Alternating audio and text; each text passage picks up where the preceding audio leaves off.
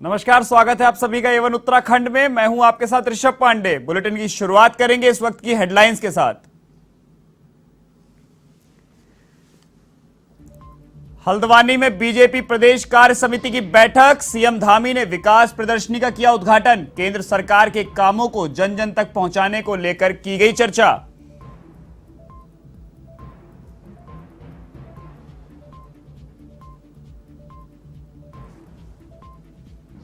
देहरादून में परिवहन विभाग और निगम की समीक्षा बैठक। मंत्री चंदन रामदास ने रोडवेज के डिपो को हाईटेक बनाने के दिए आदेश। चालक और परिचालक की नई नियुक्तियों को लेकर दिए संकेत।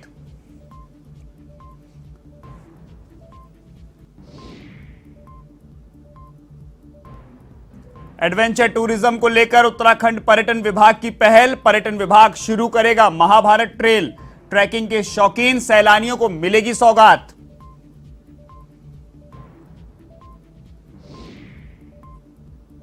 भारत सरकार के संयुक्त सचिव उपेंद्र कुमार जोशी ने ली समीक्षा बैठक। जल शक्ति मिशन को लेकर दिए निर्देश, तो अल्मोड़ा के कई स्थानों का भी किया निरीक्षण।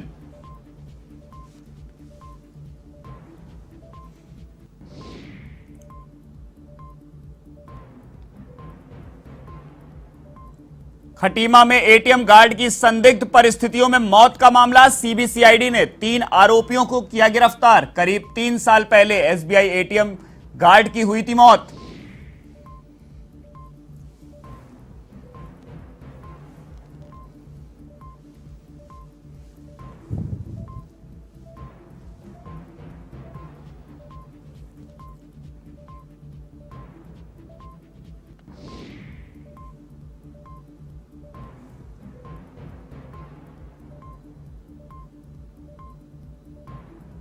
अब खबरें विस्तार से। हल्द्वानी में बीजेपी प्रदेश कार्य समिति बैठक के दूसरे दिन मुख्यमंत्री पुष्कर सिंह धामी ने विकास प्रदर्शनी का उद्घाटन किया, जिसमें केंद्र की मोदी सरकार की 8 साल की उपलब्धियों की जानकारी दी गई। प्रदर्शनी में मोदी सरकार की मदद से उत्तराखंड में हुए कामों को प्रदर्शित किया गया। साथ ही मुख्यमंत्री ने कार्यकर्ताओं से केंद्र की विकास योजनाओं का जन जन तक प्रचार करने का आह्वान किया। बैठक में सीएम धामी ने कहा कि केंद्र की मोदी सरकार ने अपने 8 साल पूरे किए हैं और केंद्र सरकार के कामों को जन जन तक पहुंचाने के लिए कार्य समिति की बैठक में चर्चा की गई है। इसके अलावा आगामी कार्यक्रमों की रूपरेखा को भी तैयार किया गया है।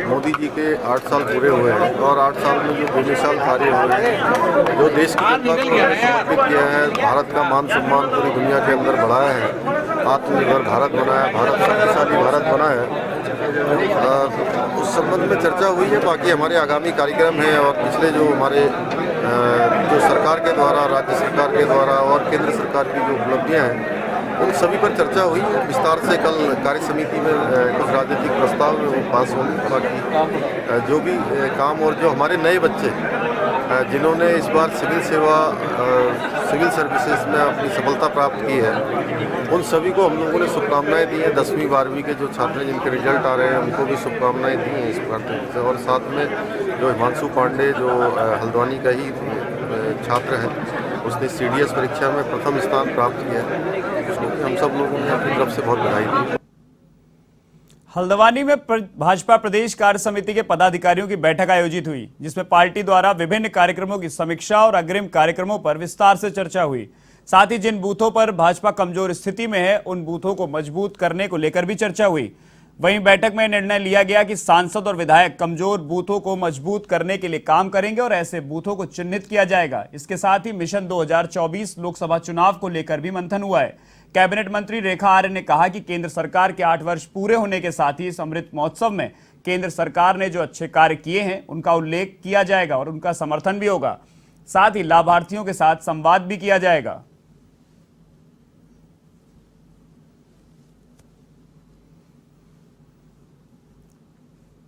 2 दिन दिवसीय कार्य समिति रही है और आज दूसरा दिन है और दूसरे दिन में सभी मंत्रीगण भी आमंत्रित है और संगठन के सभी पदाधिकारी आज आमंत्रित हैं और साथ साथ में पूर्व मुख्यमंत्री और सभी सांसदगण आज आमंत्रित हैं। निश्चित रूप से कार्य समिति में सर्वप्रथम तो माननीय मुख्यमंत्री जी की जो ऐतिहासिक जीत हुई है उस पर धन्यवाद भी और उस पर आभार भी जो है वो दोनों चीज़ें कार्य समिति के प्रस्ताव में जो है आज सब लोग अपना समर्थन देंगे। इसके साथ साथ मैं समझती हूँ कि जो हमारे केंद्र सरकार को 8 वर्ष पूरे हुए हैं और 8 वर्ष पूरे होने के साथ में जिस प्रकार से इस अमृत महोत्सव में जो अच्छे कार्य इन 8 वर्षों में हुए हैं उसके उल्लेख भी होंगे और उसका समर्थन भी होगा, उसके लाभार्थियों के साथ हो सकता है संवाद भी। मुख्यमंत्री पुष्कर सिंह धामी ने वीडियो शेयर कर स्वस्थ रहने के टिप्स दिए हैं। सीएम ने लिखा कि जिस प्रकार संतुलित आहार से शरीर को पोषण मिलता है उसी प्रकार व्यायाम से भी शरीर दीर्घ समय तक हष्ट-पुष्ट एवं निरोगी बना रहता है। मेरी आप सभी से अपील है कि नियमित व्यायाम करें और जीवन में एक नई ऊर्जा के साथ निरंतर प्रगति के पथ पर अग्रसर रहें।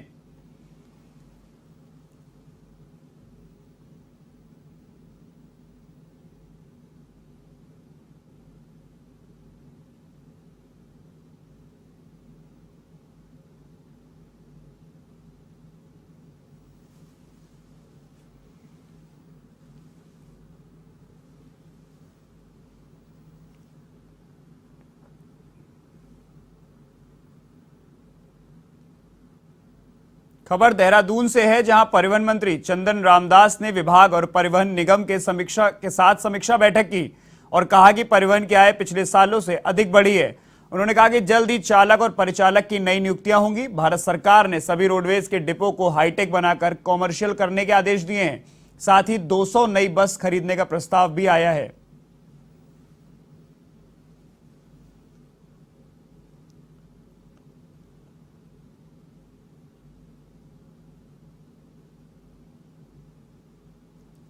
जो है उन्होंने वहाँ टामटा के जो दुर्घटना हुई है स्वयं बहुत अच्छा वहाँ पर काम किया और रात में ही रेस्क्यू करके हमने वहाँ रात में ही पीएम की व्यवस्था कर दी थी। मगर आगे ऐसी दुर्घटनाएं न हो, हमको प्रत्येक क्षण में, चाहे वो एनएच के लिए हो, चाहे बीआरओ स्तर पर हो, चाहे पीडब्ल्यूडी के स्तर पर हो, चाहे पुलिस स्तर पर हो, चाहे हमारा परिवहन स्तर पर हो, चाहे स्वास्थ्य के स्तर पर हो, पर्यटन के स्तर पर हो, समन्वय बना के हमको ये काम करने होंगे ताकि चारधाम यात्रा में हम ब्लैक स्पॉट को हम चिन्हित कर सकें, ऐसे स्थानों पर हम सीसी कैमरे लगा सकें और ताकि हम जल्दी चिन्हित करके हम उन तक पहुंच सकें और इन कारणों को ढूंढ सकें। अब खबर उत्तराखंड के देहरादून से है, जहां बढ़ते एडवेंचर टूरिज्म को देखते ही जल्द ही पर्यटन विभाग महाभारत ट्रेल शुरू करने जा रहा है, जिसमें ट्रैकिंग के शौकीन सैलानियों को महाभारत काल के पैदल रास्ते में घुमाया जाएगा। जिन रास्तों पर महाभारत काल के समय पांडव गोत्र हत्या का पाप मिटाने के लिए गए थे। राज्य के पर्यटन मंत्री सतपाल महाराज ने कहा कि अभी तक पर्यटन विभाग की जिन नीतियों के चलते विसंगतियां उत्पन्न हुई थी उन्हें दूर करने का काम किया जा रहा है। इस ट्रैकिंग से राज्य में पर्यटन को बढ़ावा तो मिलेगा ही, साथ ही स्थानीय लोगों को रोजगार के अवसर भी मिलेंगे।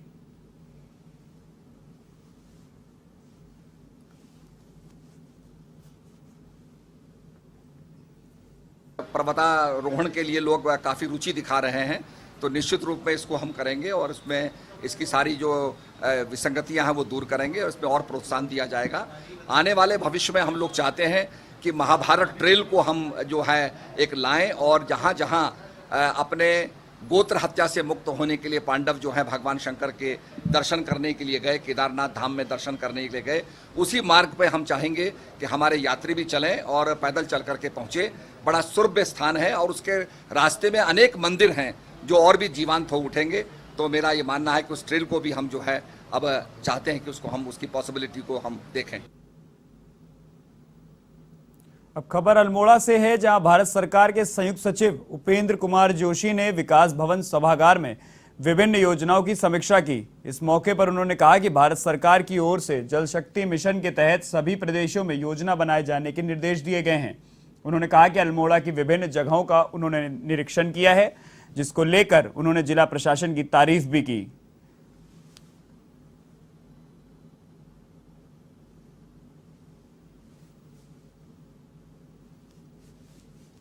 मुझे बड़ी खुशी है आप लोगों को बताते हुए कि मैंने जो पिछले 2 दिन में ऑब्जर्व किया इसमें अल्मोड़ा जनपद में काफ़ी अच्छा कार्य अभी तक किया गया है। इन्होंने करीब 110 साइट पहले आइडेंटिफाई की थी, उसको इन्होंने इंटरनली रिव्यू करने के बाद 79 लोकेशंस को फाइनली आइडेंटिफाई किया है, जहाँ पर कि ये अमृत सरोवर का निर्माण कार्य 1 साल के अंदर और उसके पहले ही पूरा कर लिया जाएगा। यहाँ अमृत सरोवर बनाने में कुछ इश्यूज़ भी हैं, उसको हमने नोट में लिया है अपने, और उसके अकॉर्डिंगली कुछ गाइडलाइन यदि इशू करनी होंगी तो हम करेंगे। बट अच्छी बात है कि ये कार्य हर जगह इनकी जितनी भी साइट्स हैं वहाँ पर शुरू हो गया। 6 साइट तो मैंने ही विजिट की है और हर जगह मैंने काम को आगे बढ़ते हुए देखा है। केंद्र में नरेंद्र मोदी सरकार के 8 वर्ष पूर्ण होने के उपलक्ष्य में सेवा, सुशासन व गरीब कल्याण कार्यक्रम का विभिन्न जगहों पर आयोजन किया जा रहा है। इसी के तहत अल्मोड़ा पिथौरागढ़ से सांसद अजय टम्टा ने प्रेस वार्ता कर बीजेपी सरकार की उपलब्धियों के बारे में जानकारी दी। इस दौरान सांसद अजय टम्टा ने कहा कि केंद्र सरकार ने बीते 8 सालों में गरीबों व वंचितों के लिए कई कल्याणकारी योजनाएं चलाई हैं। साथ ही हर जरूरतमंद व्यक्ति को घर, बिजली, पानी देने का काम किया है।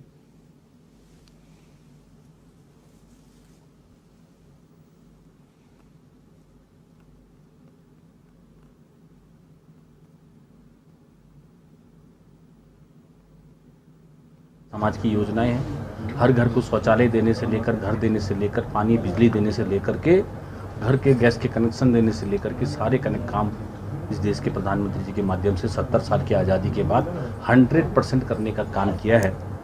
और साथ ही देश के अंदर जो NH की रोडें हैं या ऑल वेदर रोड है या भारतमाला के काम हैं, ऐसे सभी कामों से देश की गति को तेज करने का काम है। वहीं दुनिया में भारत के सम्मान को, गौरव को बढ़ाने का काम भी देश के प्रधानमंत्री भारतीय जनता पार्टी की सरकार ने किया है कि जनता ने सरकार के कामों पर मोहर लगाई है। और इतनी समस्याओं के बाद भी कोविड के टीकाकरण हुए, गरीब कल्याण की योजनाओं का लाभ मिला है, किसान सम्मान योजना का लाभ देश के सभी किसानों को मिला है।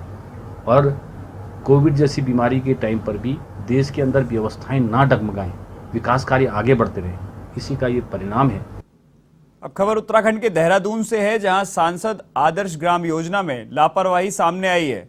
दरअसल प्रत्येक सांसद को 2024 तक कम से कम 8 गांवों को आदर्श बनाने की जिम्मेदारी दी गई है, जिसके तहत सांसद तीरथ सिंह रावत, अजय भट्ट, अजय टम्टा को छोड़कर बाकी सभी सांसद अभी तक गांवों का चयन तक नहीं कर पाए हैं। योजना के तहत गांवों का सामाजिक, आर्थिक और ढांचागत विकास करना है। आपको बता दें, गढ़वाल सांसद तीरथ सिंह ने अब तक कुल 5 गांवों को आदर्श बनाने की जिम्मेदारी ली है।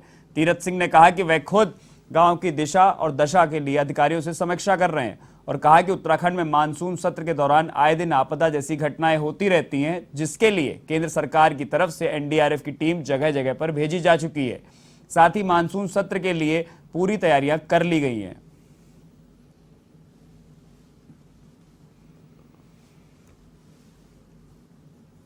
जो अपने आदर्श गांव हम लोगों ने लिए हैं, उन पे काम चल रहा है और हर विभाग अपनी योजनाएं उन गांव में लेके जा रहा है।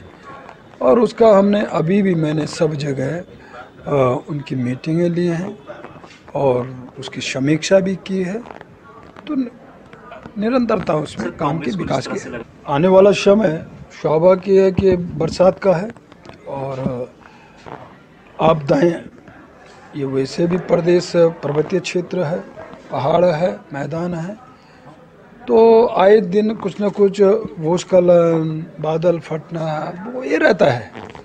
लेकिन उस पर तत्काल निर्णय, एक्शन लेना और ये सरकार करती है। NDRF, SDRF, अपना होमगार्ड, अन्य सारा, तो केंद्र सरकार गृह मंत्रालय के द्वारा भी कई स्थानों पे NDRF की टीमें लगी हैं और वो अपना जैसे जब इस तरह घटनाएं होती तो तत्काल उस पर काम करती हैं। वो आपको दिखता भी है, तो उसकी तैयारियां पूर्ववत हैं। स्वागत है। देहरादून के प्रेस क्लब में इंडियाज टैलेंट हंट 2022 के ऑडिशन का आयोजन किया गया।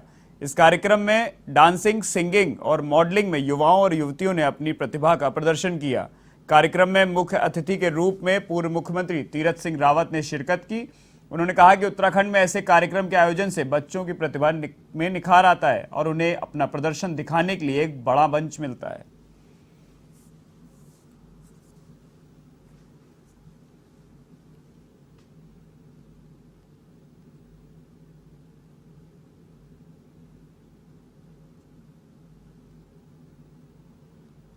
इंडिया टैलेंट हंट 2022 का जो इन्होंने एक आयोजन कार्यक्रम प्रेस क्लब के अंदर किया है, उत्तराखंड के बच्चों के लिए ये उत्साही का कार्यक्रम और आगे बढ़ाने का कार्यक्रम।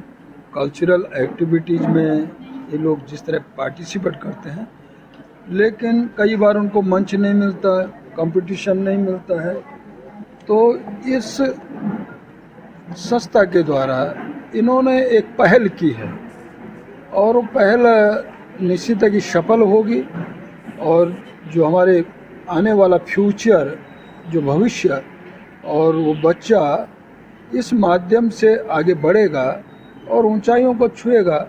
इस अवसर पर मेरी सबको शुभकामनाएं हैं और बधाई। रुड़की में संभागीय परिवहन विभाग लोगों को बेहतर सुविधा मुहैया कराने में जुट गई है, जिसके लिए विभाग ने जन सुविधा केंद्र खोला है, जिसका उद्घाटन ज्वाइंट मजिस्ट्रेट अंशुल कुमार सिंह ने किया। बता दें कि ड्राइवरी लाइसेंस और गाड़ियों से जुड़े दस्तावेजों के लिए अब लोगों को अधिकारियों के दफ्तर के चक्कर नहीं काटने पड़ेंगे। साथ ही अतिरिक्त शुल्क दिए जाने का रिवाज भी खत्म हो जाएगा।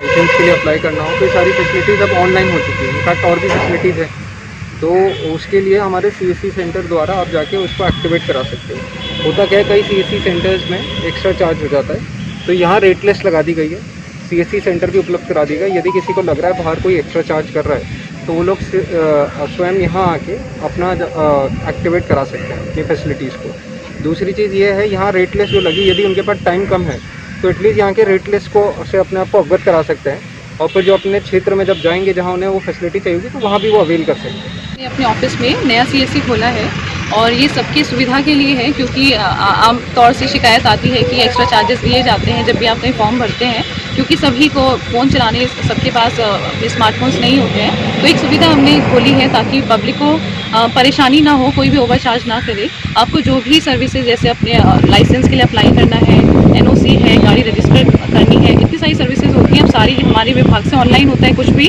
ऑफिस में तो फीस कटती नहीं है। तो आपके पास CSC की सुविधा है जिसमें आप स्वयं जाके कम रेट पे, जो भी अपना सरकारी निर्धारित उसका रेट है उस पर आप अपना करवा।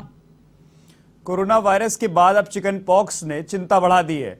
अल्मोड़ा में एक महीने के अंदर चिकन पॉक्स के 17 से अधिक केस सामने आए हैं। चिकन पॉक्स के बढ़ने के मामले में स्वास्थ्य विभाग में हड़कंप मचा हुआ है। वहीं स्वास्थ्य विभाग के अधिकारियों का कहना है कि इससे निपटने के लिए दवाई सहित सभी व्यवस्थाएं पूरी कर ली गई हैं।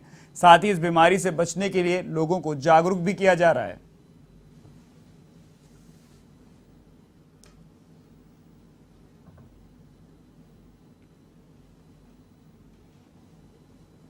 जिला चिकित्सालय में जितने भी मरीज चिकन पॉक्स के आ रहे हैं उनके लिए हमारे यहाँ पर्याप्त मात्रा में दवाइयाँ हैं।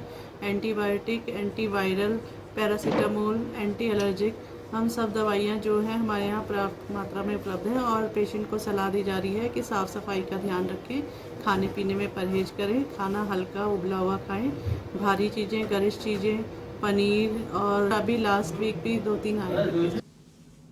उत्तराखंड के गदरपुर नगर पालिका क्षेत्र में सफाई के लिए काम कर रही KPS एनवायरमेंट कंपनी के सभी कर्मचारियों ने हड़ताल कर दी है।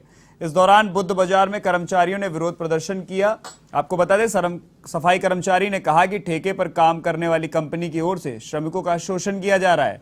कर्मचारियों को 8200 रुपए में पूरे महीने काम कराया जा रहा है। इस दौरान कंपनी की ओर से एक भी छुट्टी भी नहीं दी जा रही है, जिससे परेशान होकर कर्मचारियों ने काम बंद करने का फैसला किया है।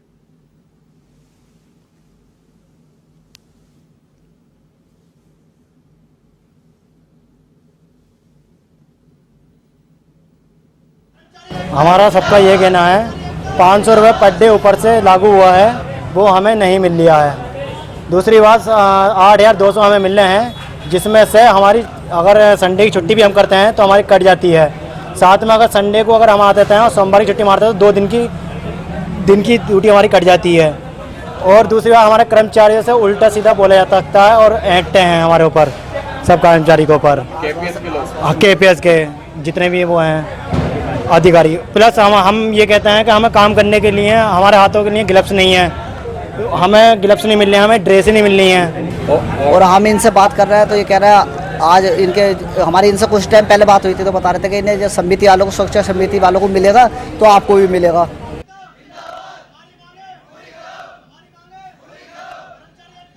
इस बुलेटिन में फिलहाल के लिए इतना ही। देश और दुनिया की तमाम खबरों के लिए देखते रहिए A1 TV। नमस्कार।